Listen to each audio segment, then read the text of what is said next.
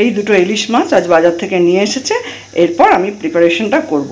আজ দেখি, সব মাছগুলো আজকে রান্না করব না, আজকে যে রেসিপিটা করব সেটা আপনাদের সাথে শেয়ার করব, কারণ এতগুলো মাছ তো আমাদের একদিনে লাগবে না। নমস্কার বন্ধুরা, সংসার রীতিকথায় সবাইকে স্বাগত জানিয়ে চলে এসেছি নতুন একটা রেসিপি নিয়ে। এখন তো বর্ষাকাল, আর এই সময় তো বাজারে প্রচুর ইলিশ মাছ পাওয়া যাচ্ছে। তো সেই ইলিশ মাছেরই একটা রেসিপি আজ আপনাদের দেখাবো। আমাদেরও আজ বাজার থেকে দুটো ইলিশ মাছ কিনে নিয়ে এসছে, তো সেইগুলো দিয়ে সব পুরোটা রান্না করব না, যে কটা লাগবে আজকে একটা রেসিপি দেখাচ্ছি। চলুন সঙ্গে থাকুন, দেখতে থাকুন। সেই জন্য আমি সবগুলো করব না, তবে যে রেসিপিটা আজকে করছি দেখি, এখনও ভাবিনি কি করব, দেখি কোনটা বানাই। চলুন সঙ্গে থাকুন, দেখতে থাকুন আজ ইলিশ মাছের কি রান্না করছি। এখানে আমি 6 পিস ইলিশ মাছ নিয়েছি, দিয়ে দিলাম 1 চামচ নুন, এবার দিয়ে দিলাম 1 চামচ হলুদ গুঁড়ো। এবার এই নুন হলুদটা ভালো করে মেখে নেব। একটু ভালো করে এটা হাতে করেই মেখে নিচ্ছি।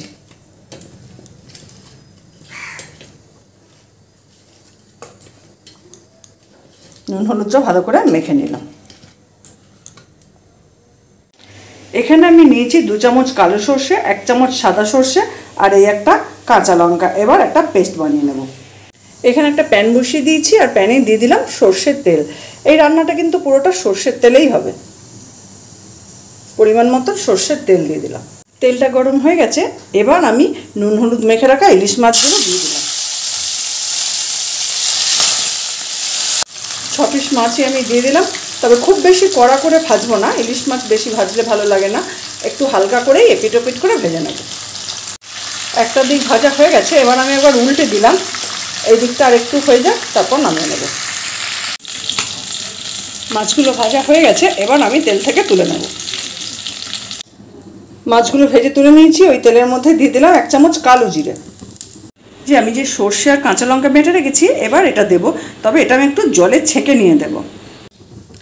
এবার আমি এই ছাঁকনিটা নিয়েছি, আর এই ছাঁকনিতে এটা ছেঁকে নিয়ে দেব।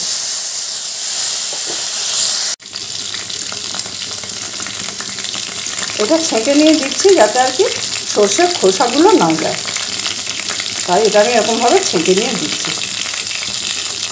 আপনারা চাইলে না ছেঁকেও দিতে পারেন, এমনি সর্ষে বাটাও দিতে পারেন। সর্ষেটা তো ছেঁকে দিয়ে দিলাম, দেখুন কতগুলো খোসা, এই খোসাগুলো দেবো না বলেই আমি সর্ষে বাটাটা ছেঁকে নিয়ে দিলাম। এরপর দিয়ে দিলাম 1 চামচ হলুদ গুঁড়ো। এবার দিয়ে দিলাম 1 চামচ লঙ্কা গুঁড়ো। একটা কাঁচা লঙ্কা বেটেছিলাম, তাই সামান্য একটু 1/2 চামচ মতন দিলাম। এবার দিয়ে দিলাম 1 চামচ নুন। এবার দিয়ে দেবো ভেজে রাখা মাছগুলো।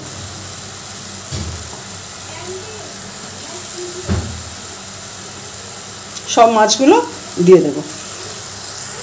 এবার উপর থেকে দিয়ে দিলাম একটা কাঁচা লঙ্কা,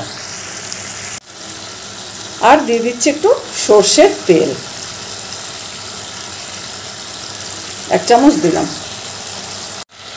একদম রেডি হয়ে গেল সর্ষে ইলিশ। এবার আমি গ্যাসটা অফ করে দেখাচ্ছি। পরিবেশনের জন্য একদম রেডি হয়ে গেল সর্ষে ইলিশ। এবার শুধু গরম ভাতের অপেক্ষা।